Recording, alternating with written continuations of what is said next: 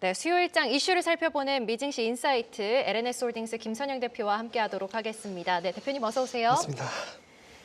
네, 대표님 오늘 CPI 그리고 이 긍정적인 대형 은행주들의 실적 덕분에 3대 지수가 큰 폭으로 상승하고 있습니다. 다우존스 차트를 저희가 지금 볼 수 있는지 모르겠습니다만 다우존스 현재 600포인트 넘게 현재 상승을 하고 있죠. 1% 넘게 지금 1.49% 정도 상승세를 보여주고 있는데 대표님 CPI 좀 어떻게 보셨어요? 사실 1월에 좀 이슈가 많지 않았습니까? 이제 앞으로 나올 CPI에 대해서 좀 궁금한데 네. 산불도 있었고 LA 산불도 있었고 그래서 좀 인플레이션이 내려가는 경로가 확실히 정말 좀 울퉁불퉁하지 않을까라는 생각도 드는 부분도 있거든요.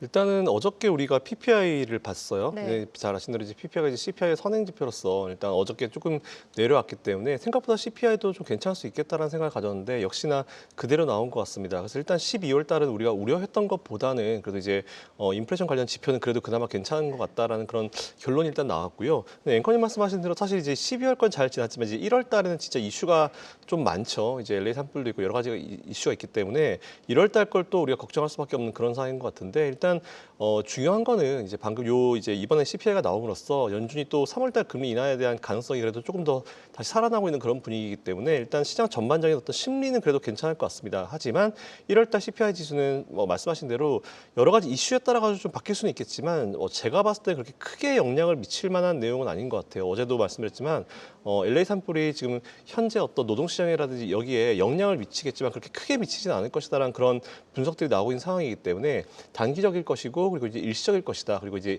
일정 이제 어느 정도만의 영향을 줄 것이다라는 내용이 나오기 때문에 제가 봤을 때는 1월 달 CPI에 큰 영향을 미칠 정도의 어떤 분위기는 아니지 않을까라고 생각하고 있어서 일단 1월 달도 12월에 이런 흐름을 좀 이어가지 않을까라고 생각했는데 아직 조금 이제 남았기 때문에 그 사이에 있는 여러 가지를 좀 우리가 봐서 또 좀 판단해 볼 필요가 있을 것 같다라는 그런 말씀드리겠습니다. 그리고 은행주 말씀드리면은 사실 이제 저도 이제 본업이 M&A이기 때문에 이제 좀 많이 얘기를 듣잖아요. 근데 어쨌든 미국의 투자은행들은 이제 제일 중요한 게 특히 골드만삭스 같은 경우는 이제 M&A가 좀 살아나야 됩니다. IB 쪽이 살아나야 되는데 사실 이게 트럼프 행정부가 이제 다음 주 월요일에 들어섬에 따라 가지고 그렇죠. 벌써부터 기대감이 되게 많이 나오고 있어요. 이게 이미 딜들이 되게 활발하게 좀 만들어지고 있고 좀 정체됐었던 딜들이 좀 많이 다시 이해하기가 오가고 있는 부분이 굉장히 많은 그런 상황이기 때문에 그거에 대한 기대감이 좀 들어간 부분도 분명히 있고 이미 시작되고 이제 빨리빨리 끝나고 있는 딜들도 많이 이루어지고 있습니다. 이에 따라 가지고 투자은행 쪽에서 매출이 살아나면서 전반적으로 실적이 좀 많이 개선되고 있는 그런 흐름이 나오고 있는 것 같아요. 그래서 일단 주요 큰 IB 은행들은 이제 주요 은행들은 실적이 잘 나온 이유가 사실 그런 부분이다. IB 쪽이 살아나고 있다라는 그런 부분인 것 같고 이 흐름은 올해 굉장히 큰 기대감을 가지고 앞으로 한 1, 2년 정도는 갈 수 있을 것 같다는 그런 기대감이 사실은 월가에 좀 있습니다. 그렇기 때문에 일단 이런 부분은 참고하셔가지고 미국의 은행주들은 투자를 해보셔도 좋을 것 같고요. 이와 함께 우리나라 금융주들도 나쁘지 않습니다. 그런 상황이기 때문에 금리가 떨어진다 하더라도 이건 어느 정도 예대 마진이 나중에 이제 커버링 될 수 있는 수치까지 내려갈 수 있기 때문에 금융주는 양쪽 시장을 다 좀 관심을 가지시고 투자해 보시는 전략도 나쁘지 않을 것 같다라는 말씀드리겠습니다. 대형 은행주들 사실 실적도 잘 나왔고 전망까지 좀 긍정적으로 제시한 점 참고해 주시면 좋을 것 같고요. 자, 이어서 대표님이랑 좀 매크로적인 이야기 나눠보면 좋을 것 같습니다. 이제 바이든 행정부 임기가 정말 얼마 남지 않았잖아요. 그런 가운데서 미국이 지금 TSMC, 우리나라 삼성전자 그리고 인텔과 같은 이 주요 파운드리 업체들한테 이 14나노미터 이하 반도체를 판매할 때 고객 조사를 의무화하겠다라는 새로운 조사를 지금 규제를 도입하려고 하는데요.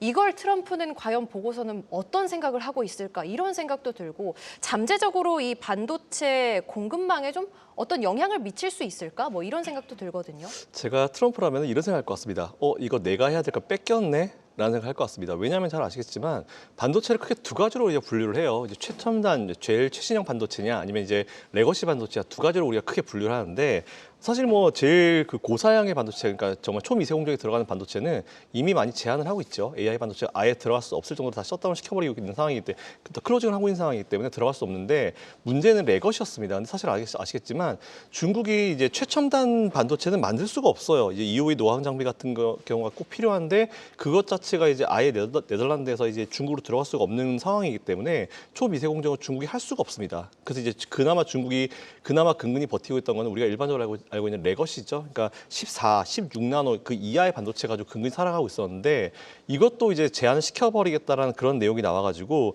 이렇게 되면 거의 중국을 다 이제 완전 다 막아버리는 거거든요.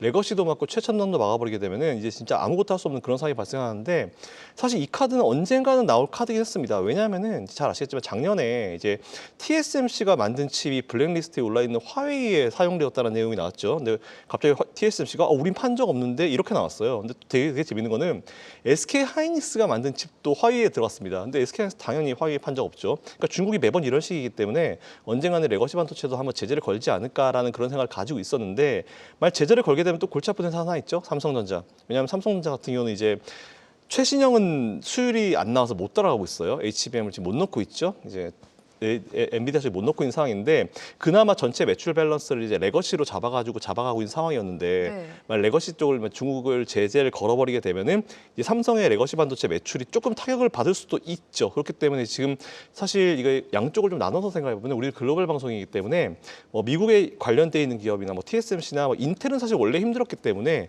뭐 파운드리 기업하면 이제 우리가 보통 TSMC, 삼성전자, 인텔 이렇게 볼 수 있는데 인텔은 원래 힘들었던 기업이기 때문에 이것 때문에 뭐 더 힘들어진다 뭐 그런 건 없는 것 같아요. 그래서 일단 인텔은 조금 논외로 놔두고 TSMC 같은 경우는 당연히 계속 투자를 좀 이어가야 됩니다. 왜냐하면 이제 이 TSMC는 레거시 매출로 나오는데 사실 최신형 반도체도 매출이 잘 나와요. 거의 TSMC가 다 이끌고 가고 있는 그런 상황이기 때문에 TSMC에 대한 투자 의견 그대로 유지하시면 되는데 문제는 중간에 껴있는 삼성전자입니다. 삼성전자는 이제 네.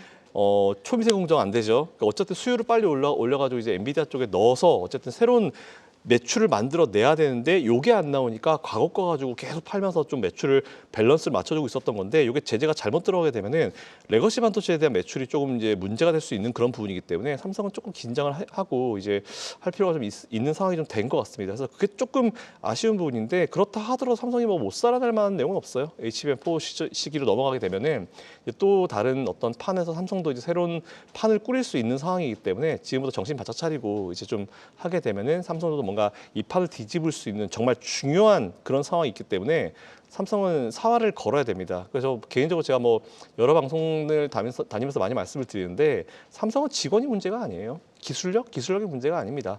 HBM을 못하게 됐었던 경영적 판단을 잘못했었던 그 경영진들의 문제이기 때문에 바꿔야 될 사람 안 바꾸고 딴 사람 바꾸면 안 되죠. 그렇기 때문에 일단 요거 잘 판단하셔가지고 삼성은 예전에 그 프랑크푸르트 선언 있죠. 이건희 회장님께서 마누라와 자식 빼고 다 바꿔라라는 게 진짜 지금은 필요한 시점이 아닌가라고 생각하고 있습니다. 그래서 결론적으로 TSMC나 뭐 이런 기업들 투자 의견은 그대로 유지하시면 될 것 같고요. 그래서 삼성전자 매도하시라는 말씀은 아닙니다. 중장기적으로 좀 모아가시는 전략이 필요하고 오히려 이제 그 HBM4로 넘어가게 되면은 새로운 어떤 판으로 갈 수 있기 때문에 그거 조금 기대하시면서 지켜보시면 좋을 것 같다라는 말씀을 정리하겠습니다. 네, 주요 파운드리 기업들에 대한 투자 의견까지 자세히 들어봤습니다. 지금까지 LNS 홀딩스 김선영 대표와 함께했습니다. 대표님 고맙습니다. 감사합니다.